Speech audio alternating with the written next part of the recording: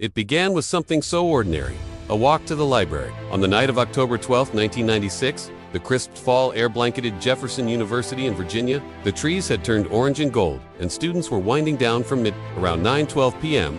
21-year-old Morgan Clark left her dorm room wearing jeans, a gray hoodie, and her favorite red scarf. She told her roommate Katie she was heading to the campus library to return a book and would be back in an hour, but she never came back. Morgan was everything you'd expect of a future FBI agent: brilliant, driven, and fiercely independent. She was at the top of her psychology class and had dreams of becoming a criminal profiler. Her professors saw greatness in her. Her classmates admired her. But that night, someone intercepted her plans. When she didn't return, Katie called her. No answer. She even walked to the library to look for her. Nothing. By the next morning, panic had set in. Campus police were involved. Local authorities followed shortly after. Morgan's phone was found not far from the dorm building. Screen cracked and powered off, tossed into a bush. Her wallet and keys were still in her room, and there, near the campus fountain just off some North Quad, was her red scarf. Damp with morning dew, knotted awkwardly in the branches of a bush. There was no blood, no signs of a struggle. And that night, the security cameras near the quad were offline for maintenance. The case exploded across the news. Model student vanishes without a trace. Theories swallowed had.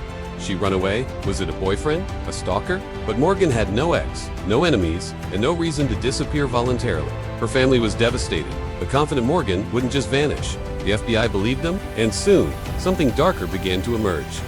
Morgan's disappearance wasn't unique. From 1994 to 1998, four bright, high-achieving young women disappeared from different universities along the East Coast. Emily Rourke from Rutgers, Julia Benton from Heather Miles from Maryland State, now Morgan Clark. All vanished late at night, all while heading somewhere public.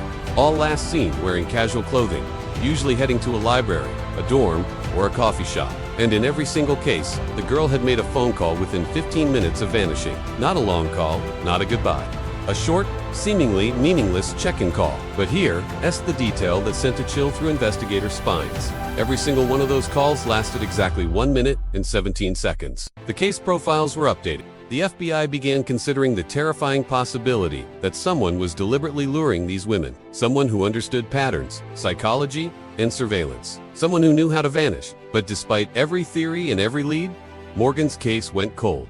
Her family kept searching. They hired private investigators. Volunteers combed nearby woods. Journalists ran pieces every anniversary. But there was nothing, no body, no sightings, no answers. In 2006, a cold case task force took a fresh look at Morgan's disappearance. Among the dusty files and scanned evidence logs, they found an old laptop hard drive from her dorm. It barely worked, but after weeks of digital forensics, technicians recovered fragments of chat logs from a now-defunct AOL Messenger account.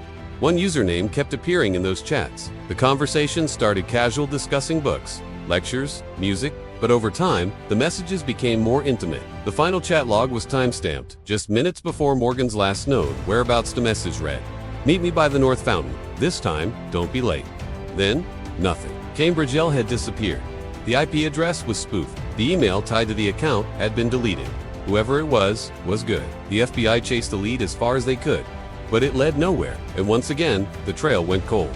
Another dead end in a case that was already growing cold with time. Years passed, new cases came. Morgan's name was no longer in headlines, but her parents never gave up. Then, in 2016, something completely unexpected happened. In rural North Carolina, a man named Daniel Reeves was arrested on cyber-stalking charges. He had been harassing two women through fake online identities. When agents raided his property, they found something bizarre. In his basement were shelves stacked with old hard drives, decades worth of digital data, carefully labeled, many encrypted. As they decrypted the files, investigators found a twisted digital archive. Reeves had been using multiple identities to manipulate and monitor women online, often posing as fellow students or faculty. But among all the aliases, one stuck out like a knife through the dark Cambridge.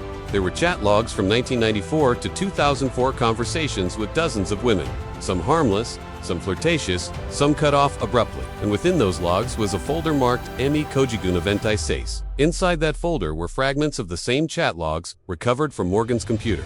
Same messages, but there was more: deleted drafts of messages that were never sent. Notes about campus layout, camera blind spots, references to testing the timing. FBI agents obtained another warrant. The rest of Reeves' home was searched in detail. That's when they found the hidden room sealed behind a false wall.